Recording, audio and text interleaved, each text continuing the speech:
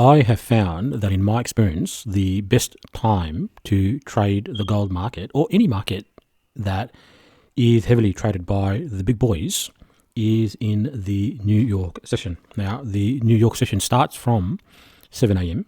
and when I am referring to time, I am always referring to New York time, so it's 7 a.m. New York time, to 11 a.m. New York time. Now, on TradingView, at the bottom right-hand side, you can select the New York time zone, and then your time in TradingView will always be New York time.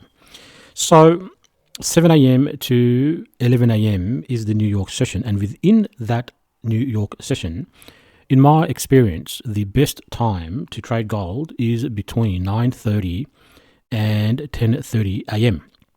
Okay, now inside of my VIP community, I have broken that down to a shorter time window for more precise setups. But essentially, in this video, I can reveal that the best time to trade gold is between 9:30 and 10:30 a.m. Now, time is a very important component of what I look for when I'm looking for a setup.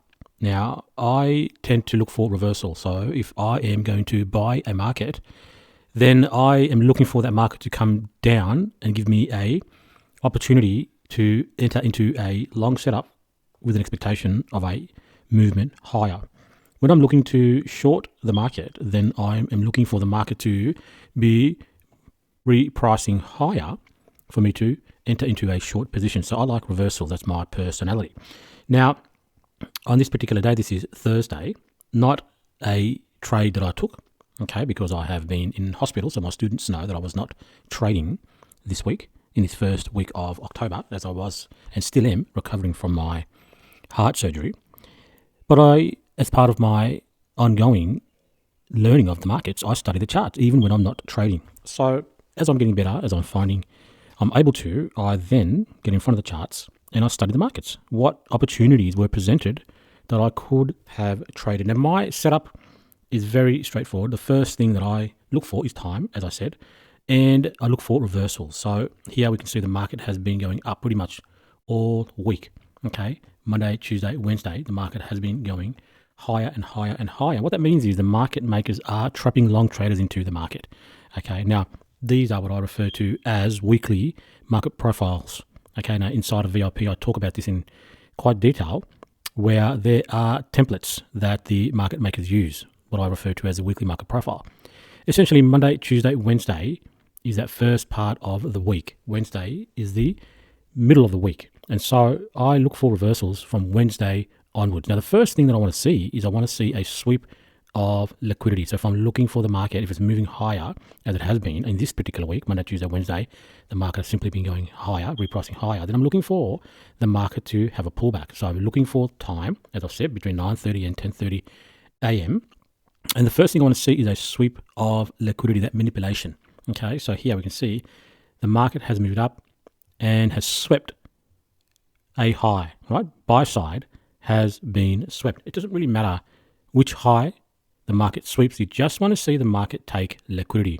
So if we draw a horizontal line right there, okay, let me select the right template that I like to use for my lines representing liquidity. You can see at that point in time, which is Wednesday, as I said, Monday, Tuesday, Wednesday, that first half of the week, and that represents the weekly high at that point in time. So essentially on Thursday, the market has swept previous daily high and the current high of the week, and that is also the current monthly high, okay?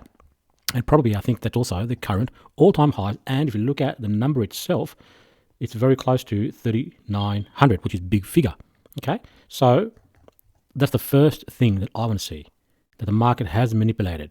Breakout traders are now in the market. What do I mean by breakout traders? There are retail traders who look for the market to break above a previous daily high or a previous weekly high or a monthly high, and that triggers them into the market, right? They enter long at the break of these highs. They are looking for continuation trades. I, as I said, like to look for reversal trade where the market is breaking above a key high, in this case, the previous daily high, a current weekly high, a monthly high, an all-time high, and then I want to see the market reverse immediately, meaning trigger the breakout traders and reverse, and I'll call that a false break reversal. And I like to find that Wednesday onwards, because Wednesday is the middle of the week.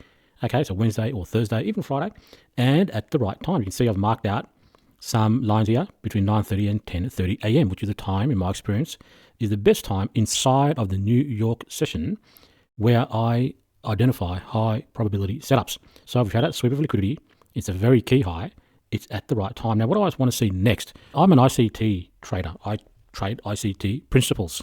So once liquidity has been swept, it's at the right time, also the right day of the week, in accordance with what I teach inside of the weekly market profile. Okay, so that Wednesday or Thursday reversal, midweek reversal. I then want to see the market show me a ICT signature that is in line with my bias. Okay, as soon as liquidity has been swept, right, buy side has been swept, I'm looking to enter short. So my bias is to the downside, and therefore I'm looking for a bearish ICT signature. That can be a bearish order block, that can be a bearish breakout, that can be a bearish FVG gap, whatever bearish signature the market presents, the algorithm shows me. That's what I am looking for. Okay, so now if I break that down and just talk a bit deeper about that, I'm specifically looking for the market to first fail a bullish signature. Okay, let me explain that a bit more.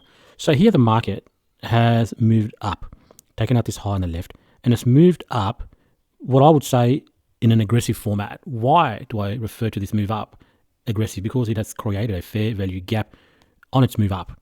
When the market creates a fair value gap in a direction, then that indicates momentum. The market's moved quick. The algorithm, and when I say market, I'm referring to the pricing engine, right? The algorithm IPTA. Okay, it's moved so quick that it hasn't been able to deliver price efficiently, thereby leaving this fair value gap. I'm not going to talk about a fair value gap because I'm sure you can find plenty of videos on ICT fair value gaps, but there's a gap here. Okay, and the market has come down into that gap and used that as support to reprice higher.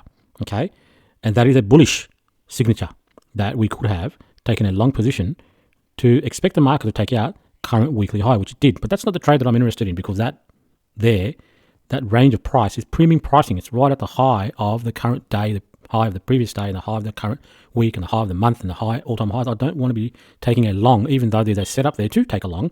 We have a bullish order block, of bullish fair value gap, and we have a liquidity pool that is most likely going to be the target if we did want to take a long there. But being that price is at a premium, it's not really a high probability setup. What I would rather look for is a shorting opportunity at those highs, at premium pricing. So when I see that the market has taken out that key high, where long breakout retail traders have been triggered into the market, and the market has now reversed and disrespected this bullish fair value gap, because the market really should have respected that bullish fair value gap and continued to go higher, but it did not. Therefore, this bullish signature has failed.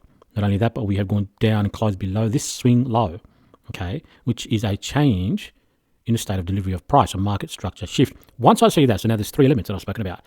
Time, okay, that between 9:30 and 10:30 a.m.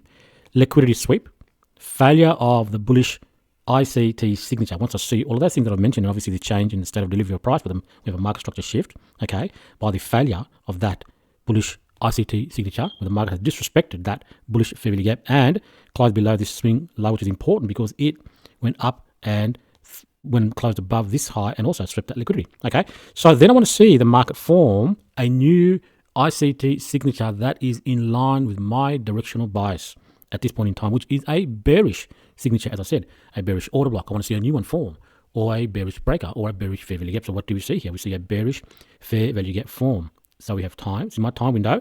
We swept liquidity. We have a failure of a bullish ICT signature and a market structure shift.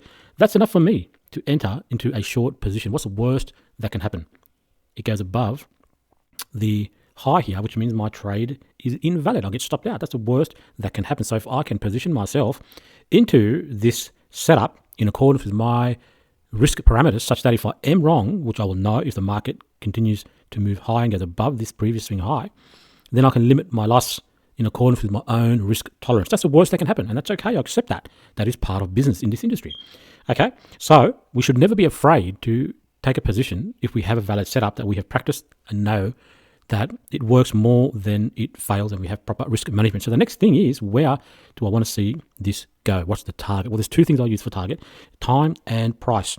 In trading, time is the most important element that we need to use to our advantage. So I want to be out of this position by the end of the New York session, which is 11 a.m. But if I look to the left, I want to see where could this be reaching down to, and all I'm looking for are equal lows, okay? Where beneath reside stops from anyone that may already be long, possibly from this swing low. As the market's moving up, retail traders, they identify what they perceive to be support and place their stops just below. Okay, so there would be sell stops under these equal lows here, right? So I can put a line here and say, let me actually put a smaller line there, and that could be an initial target, okay, from my entry. And then, as I said, I would use time to my advantage as well. And that's no small move from entry, which is around there, 3886 down to 3860. That's more than 200 pips, okay? Obviously, this continues to move further lower, and there's other liquidity pools that we can target. We can look at higher time frame as well. But if we go down, we can see that around that 11 a.m., the low has been marked. And that's what I would do. I would take off my position, scale out at key liquidity pools, okay? And then keep some on up until the end of the session, which would be 11 a.m. Now, as I said, I did not trade this. My students know that I was in hospital and I wasn't trading in this first week of October, recovering from my heart operation. But I like to continue to study the charts so that I'm continuously teaching my brain of setups that I want my brain to alert me of when I do get back into the markets. Okay, so this was a short setup, okay, from the high of the week, high of the month, okay, at the right time with all the key elements that I look for to enter into a short position. And this was for Thursday, 2nd of October, 2025. So go back, rewind the video and study the charts and identify all the different elements that I've mentioned in this video so that you can learn how to identify high probability setups. And this is what I teach inside of my Forex Recipes VIP community, where there are tons and tons of videos of all the key elements that you need to learn to understand how to trade this market. Okay, from buy models to sell models to high probability setups, where I have provided students with tons and tons of real live world trades where I've broken down my trades in video format, and then you can watch those videos live of how I've traded. Well, that's how you learn. You've got to watch someone who does it every day, and I'll talk through those setups, those entries in real time as I have taken those setups. So I hope this video is useful. I invite you to join the Forex Recipes VIP community. The link to join is in the description of this video, and I look forward to seeing you on the inside. I hope this video has been useful, you found it insightful, and I look forward to talking with you in the next video.